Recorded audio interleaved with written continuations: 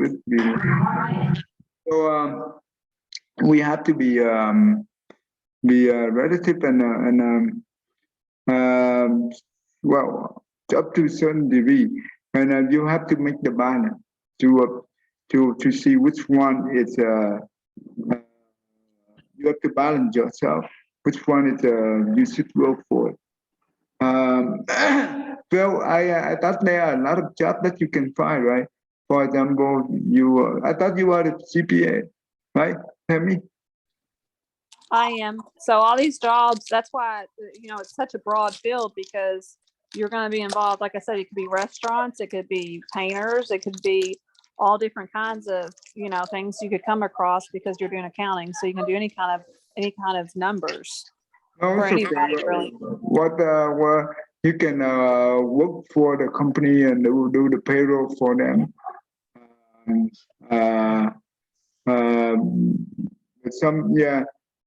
kind of company that they do the electronic or healthcare, develop software, healthcare or whatever, or for the construction or whatever. Those things okay. Those things good. But if we look into detail, it's it's very tough. Even though when the Buddha teacher, the disciple that means Arahat, right? Because Arahat can be able to see the water inside the cup of water. They 84,000 bacteria. They see it, and they dare not to drink. And the Buddha said that, you know what? Don't you? That's the psychic power eye, the divine eye.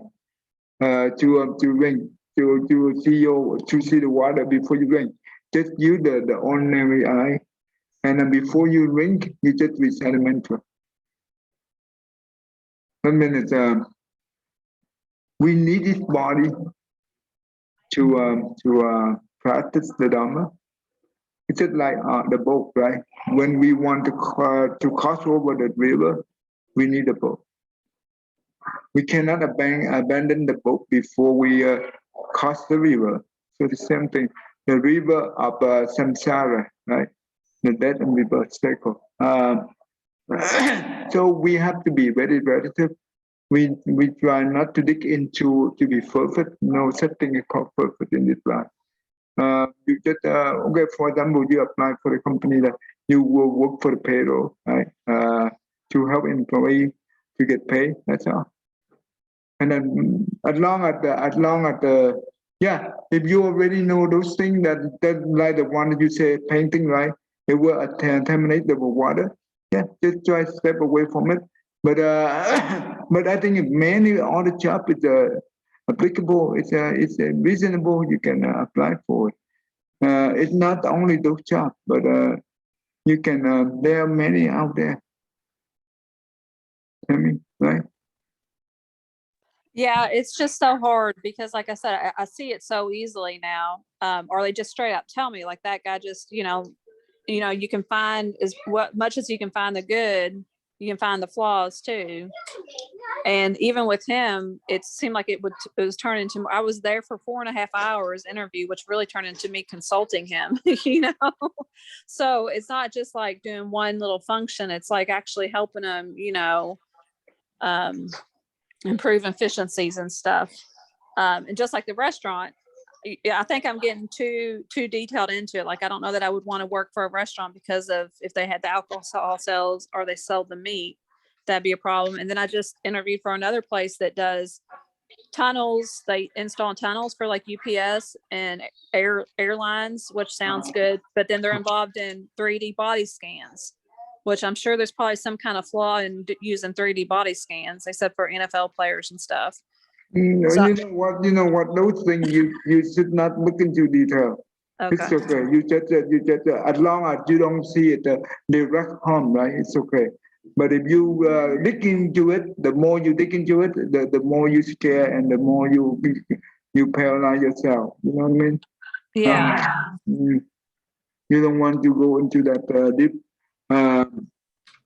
For the body scan, it's okay. Just like the you mean the body scan, like for the security or what? I'm not sure. I'm going to have a second interview with him coming up, so I'll find out more. But they said for NFL players, which I thought was kind of interesting. I'm not sure why they would use it. Maybe I'm not sure. I'll find out here soon. I'm sure. Maybe body scan that they when they are they get Injured. injured, right? So we might help them to fix their problem. So if that's the case, that's a good thing. So nothing wrong with that. But if you get in there and later on you find out years down the line that it actually causes damage to them or potential damage, then do you need to back out of it? I mean, at that point, as soon as you find You know what? You know what? If the scan caused the damage, that is not your responsibility. That is the doctor or the one who operated, right? Okay. You are not the one who operate that because they are the profession for that. They've been trained for that. They should know what to do, right? You have no responsibility for that. Why we put ourselves on on our shoulder? No. The slaughterhouse. Yeah, I understand. Not Okay. want to be a part of it, right?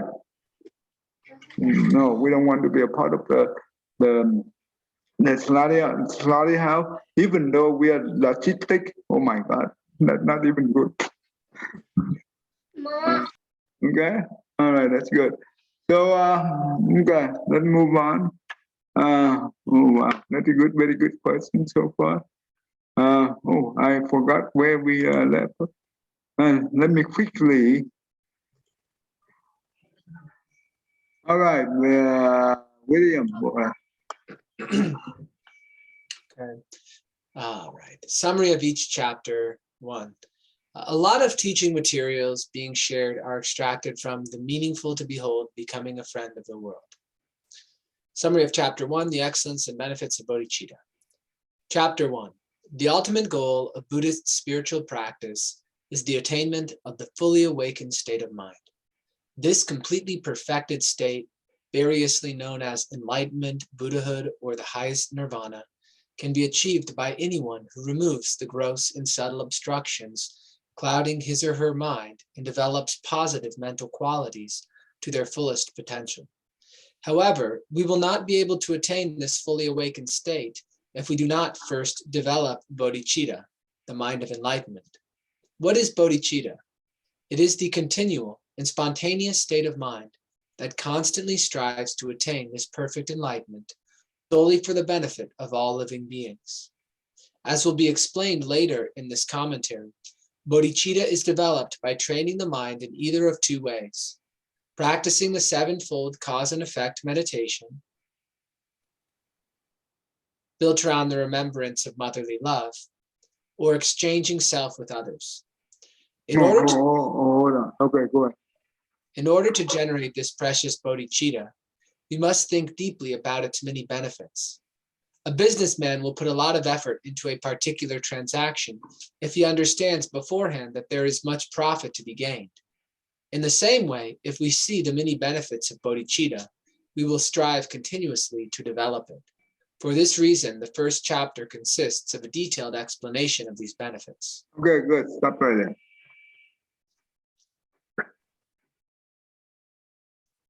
Yeah. Oh, so summary of it. Okay.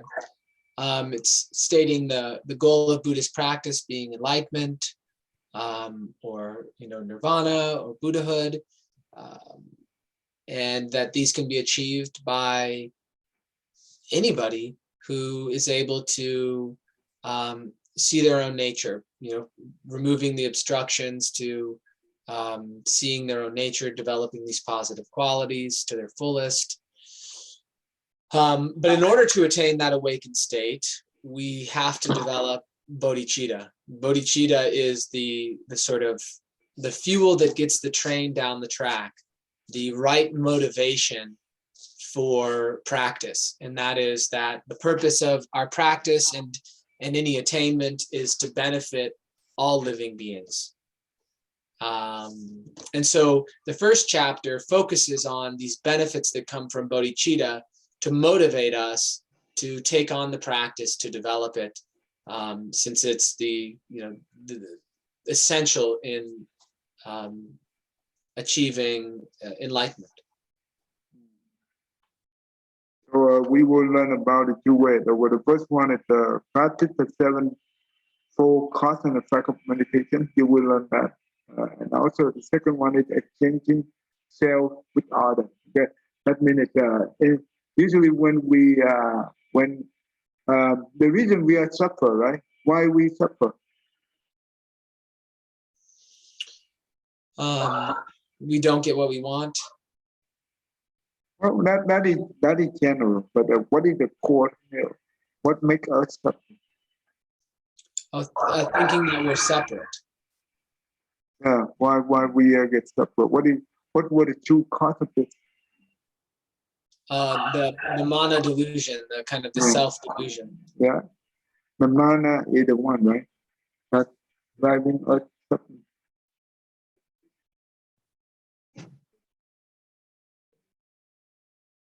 And no khổ đau nó thoát. Nữa chứ.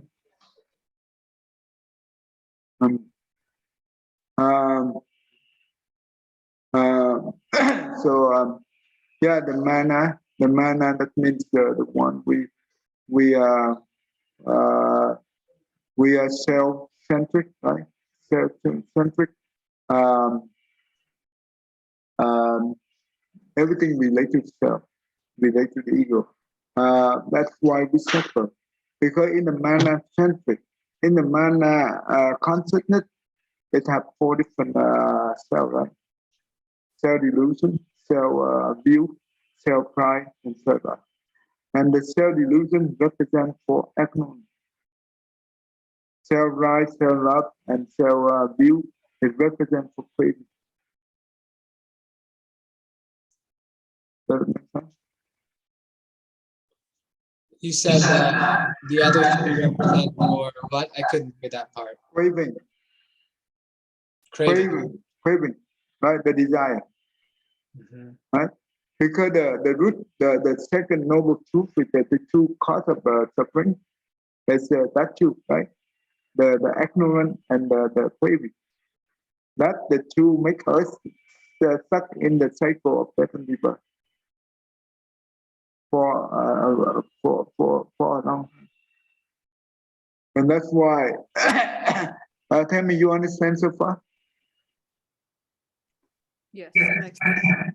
So right now, in this, the second method here is exchanging self with other. That means instead of we look at focus on us, on the self, right? We focus on other by generate the Bodhichitta.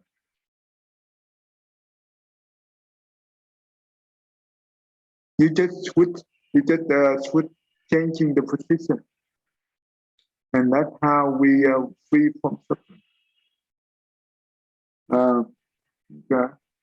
And that's why this chapter explains in detail about Bodhichitta and how to develop. Very interesting chapter. And we will learn along the way with this Bodhichitta in this chapter and how there is a process of generating the Bodhichitta. Okay, that's good. All right, Henry, read the second one. Summary of chapter 2, the confusion and negativity. No, confession. Oh, the confession and negativity.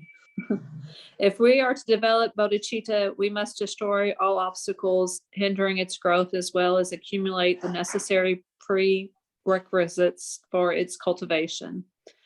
The main obstacle to developing bodhicitta is evil, defined as that which has the potential power to produce suffering. Because we have a large accumulation of such misery-producing tendencies from the non-virtuous actions we have done in the past, we find it extremely difficult to give birth to the precious and virtuous thought of bodhicitta. Where poisonous plants grow together in profusion, it is virtually impossible for a medicinal seed to sprout. Similarly, the virtuous thought of enlightenment will not arise in a mind choked by the weeds of non-virtue. Therefore, in chapter 2 of his guide, Saint Deva explains how to prepare the mind for the cultivation of the supremely altruistic attitude, by uprooting and weeding out all that is potentially harmful to its growth. This purification of evil is accomplished by exposing or accumulating non-virtue and then eradicating it by means of the four opponent powers explained in this chapter. So this is talking about how you're not going to be able to have goodness grow within your mind because there's so much evil already there. So you have to uproot all the evil thoughts and habits to be able to purify and have the good virtues. Yeah, okay. And four opponent powers that it will explain how to do this. Yeah, they were the confess, that mean confession, it means repentance. It also means the meaning of confession, it means repentance. How come? Yeah. That is one way. Besides develop the Bodhichitta, we also depend on what our karma as well. Because most of the karma we have, it's negative, right? So the confession, that means the repentance is very important in Buddhist practice. You bow to the Buddha, right? You bow 1,000 bow, no 3,000 or 10,000. They have a book of 10,000 or 10,000 bow of Buddha. Every day you bow only 100, and you keep doing that every day until you finish the book. I think it's maybe later on remind me. I will share you the 108. I have the English version for the 108 bow Buddha, so you can be able to view that book to practice the bow, the repentance. That is good. But in Western world, the Western people, they do not know this tradition. They do not get used to it. Because I'm sorry. Yeah. So with the bowing to the Buddha for confession, so you bow the 108 times, and each bow you're reciting a different Buddha's name. Is that correct? That's correct. But when we bow, we recite the name and we bow down and we contemplate on our karma, and we really contemplate that when we bow one, we bow to all multiple Buddha at the same time. That means not only one Buddha or two Buddha, but to the boundless Buddha. So this is the practice of contemplation. So, and are you're contemplating your evil past doings? Well, when we the reason the bowing, usually the ego comes from we because when we do the bowing, we will bring down our ego, right? Our self. We lower ourselves, and that is we try to practice the what do you call humbleness. That means the bowing, they have many functions. It's not only one function. One function is contemplate. When you bow one Buddha, just like you bow the infinity Buddha. When you contemplate like that, you bow one, you just like in front of each Buddha, you doing the bow. The second function of this is we try to bring down the self, right? The ego. So we also recognize that our evil karma is a lot. How much a lot we are talking about in the Dormant Flower Sutra. The Buddha said that if our karma have the form, right, the empty space cannot enough place for to hold it up. Does it make sense? That's not really very encouraging. What does How that do mean? you- What does that mean? It means that even though our mouth or our body, we did not commit a lot of karma, evil karma, but our mind always with the evil thought, right? Because when we keep those evil thoughts arise in our mind, and automatically that is easily later on to trigger the action of the mouth and the body. That's why the Buddha said that if those karma in the mind, they have the form, right? That means it will occupy all the space. So that meant that makes sense to you? So That makes sense. But when I think of confession, from like being a Catholic, confession was like you went to a priest twice a year and confessed, your sins, which I mean, it didn't really, like you're really going to go to a priest and confess any kind of serious. no. sins. In Buddhism, no. The word that you confession is not the same with the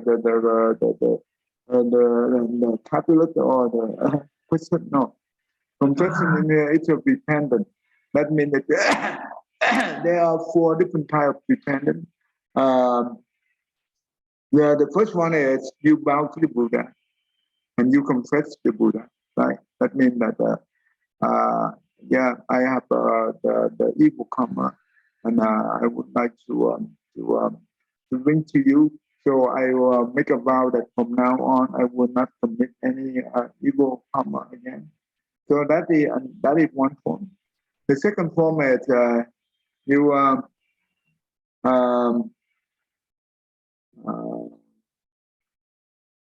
you know what? I have to go to. Therefore, I have to look into it. Next time I will share to you. But they have more than one form. So the ultimate goal of the confession is that means you from the mind already you confess through your mind, and the mind try to purify it. That means you purify your mind, and that's how you truly confess, because you don't want to let those things arise in our mind, the evil. And this is the very tough. It's only the Bodhisattva can do that. But a human like us, no. So anyway, so then for the other religion, do you think that when you go to the priest and you confess, is that a good way to do? William, what do you think? I think there are some positive aspects to that, because it is exposing the action instead of hiding it. And it's exposing it to someone who you respect and you value their opinion. And I think if someone does a practice like that, maybe before they do something, they're going to think about it, because they're going to be like, oh man, I don't want to confess. I don't want to have to confess this to that person. I think there's something similar to that in if someone enters the monastic life, like as a monk or a nun. I think if they violate a precept, they have to confess it to their within their sangha community. Yeah, they do. But you know what? In Buddhism, we do it.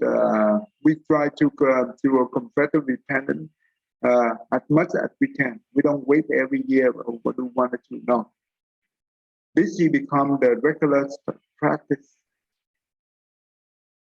The reason is we want to calm our mind. Right? We want to prevent from commit any wrongdoing. This is the ultimate goal of practicing to become virtue instead of non-virtue. So this is the regular practice that we try our best to do it. So we don't wait until we do it 2 a year. No, because our mind keep constantly have a lot of evil thoughts, and we wait until 1 year. Oh my God, how much you? It's huge, right, Henry? Exactly. And that's the problem. And so, as a kid, you make your first confession, and it's like an assembly line. Like, it sounds good and fine, but in reality, it's like an assembly line. You got a bunch of priests, and some of them you've never even met before. So it's not like it's your local priest you're confessing to. And then, like you said, there's so many things, and you just pick something generic that you do often, and you wouldn't want to pick anything too crazy because you wouldn't want the priest to fall out of his chair. So doing it every day, that's better. I think that would be a much better approach than doing it directly. Think about it. When I teach the depression, right? When you learn a depression, the depressed patient, right? Even with the professional therapy, like the psychologist, they can help the patient up to the point. But those help, you know what? For some time later on, it will be back. It will come back. So the ultimate help is the patient itself. They are the one who should help themselves. That's why when I teach the depression, I base on the CBT, the cognitive behavior therapy, or the CT, right? That means the cognitive therapy. And in that they call it self-help, because the psychologists, they call it psychotherapy. That means the one who treats the patient. They not only treat at every visit, but at home, right? They give the patient the manual. They call the good feeling. And inside the good feeling manual, what do they have? They have about many, maybe 15 or 10 or 15 different cognitive distortion. That means the negative thinking. And each one of them, they help to identify each one of them. And each one of them, they can be able to help the patient to transform into the positive. You understand? If the patient, when they have the negative thinking come up, and they just open the good feeling book, they can be able to fix their problem. At the mental problem at that time already. So they are the one who help their problem, not the psychologist. No, it's very important. So we are the one who have to fix our problem. That means when we do every day, we willing to do every day by our willing, we are the one who help us. Buddha cannot help, right? Bodhisattva cannot help. They are just the guide to give us the instruction, show us the way, and we should be the one who apply for it, who use the Dharma and apply it for everyday practice. This is important. If you wait until every year you go to the psychologist, the priest, and you do the confession, it's just like the patient to visit the psychologist every week or every month or whatever. And then how could they be able to get out of that problem? No. What about many other days they do not visit the psychiatrist? How they be able to help themselves? So that doesn't make sense. Does that make sense to you, Tammy? Yes.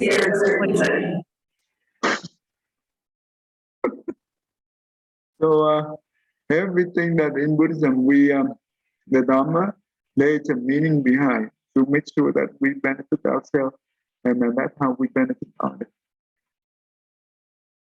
And when we be able to go through this type of repentance or confession, we try to change the non-virtue into virtue. That means we try to perfect ourselves, right?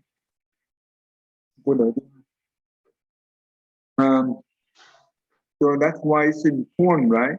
So that's good. That's really good. Let's okay. We do one more time, one more, and then we start. All right. William, you do the third one. However, purifying negativity is not by itself sufficient for our purposes. We must also accumulate a great deal of merit or positive potential energy, and this comes from the practice of virtue. In the same way that it would be unsuitable for a beggar to receive a king in shabby, unkempt surroundings, so too it is impossible for a mind bereft of merit to entertain the precious Bodhichitta, the king of all thoughts. Those who wish to invite this honored guest into their minds must first acquire a great wealth of positive mental energy. After this is done, it is then possible to seize and maintain this precious mind of enlightenment.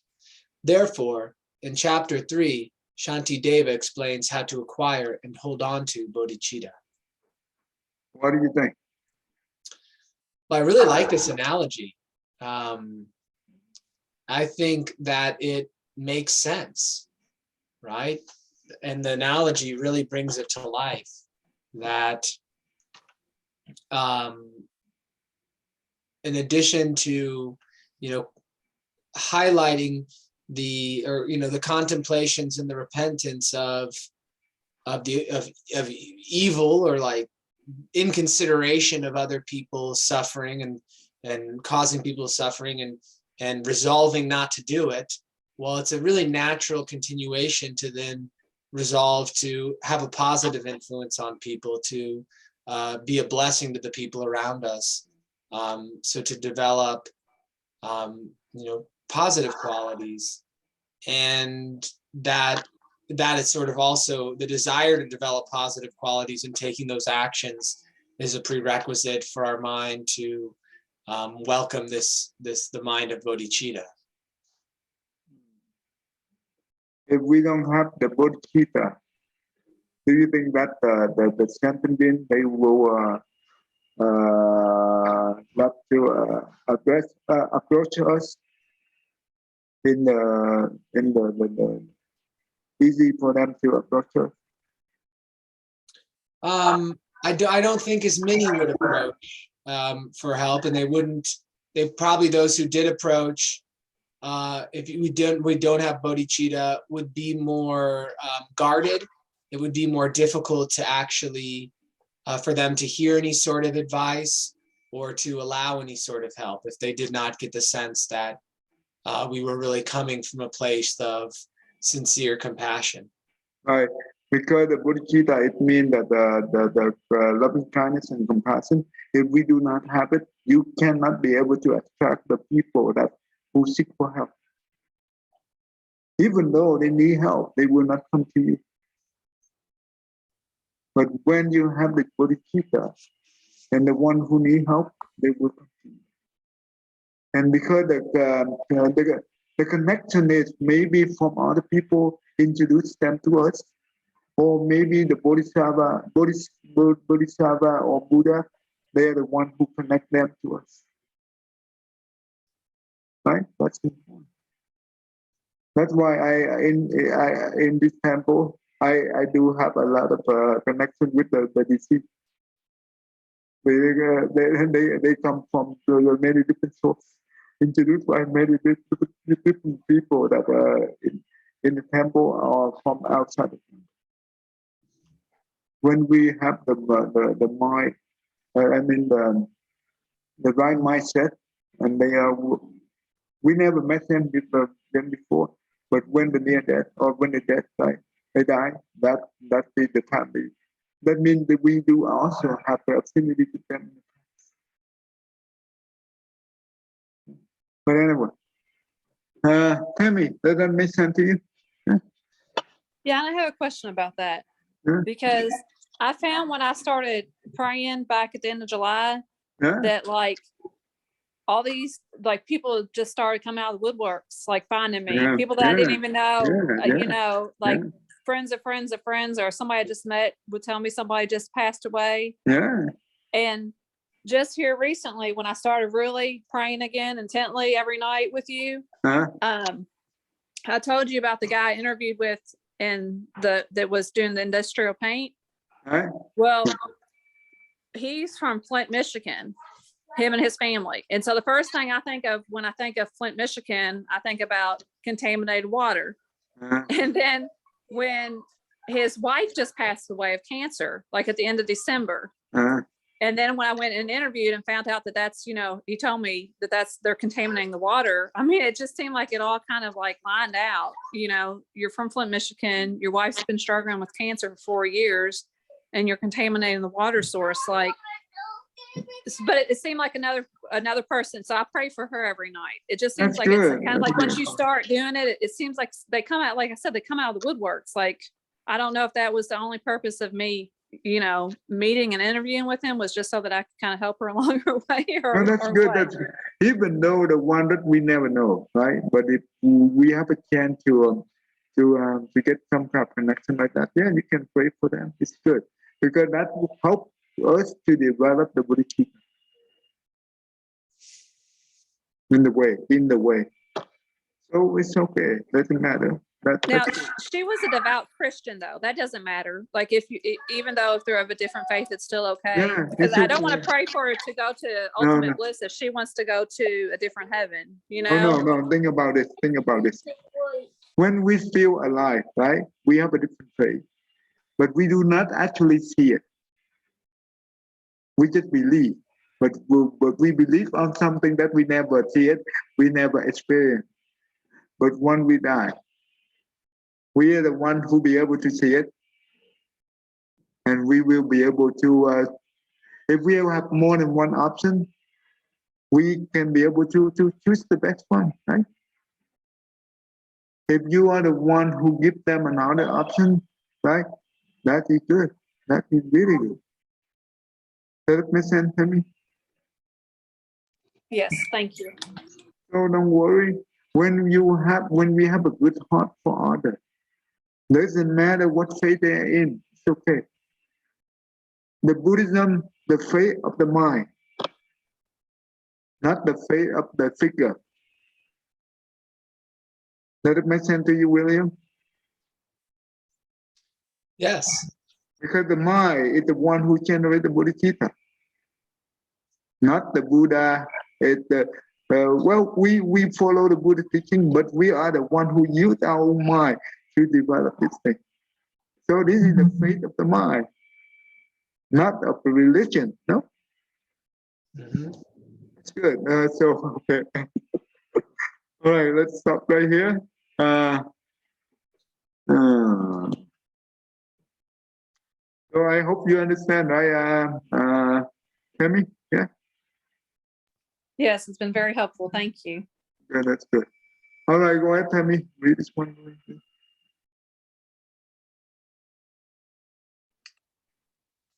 May every living being our minds as one and radiant with light share the fruits of peace with heart of goodness, luminous and bright. If people hear and see how hands and hearts can find in giving unity, may their minds awake to great compassion, wisdom, and to joy. May kindness find reward. May all who sorrow leave their grief and pain. May this boundless light break the darkness of their endless night. Because our hearts are one, this world of pain turns into paradise. May all become compassionate and wise. May all become compassionate and wise. Yeah, thank you. Thank you, William and Tammy. Thank you. Oh, today we have only two, but really very active, very productive. All the people,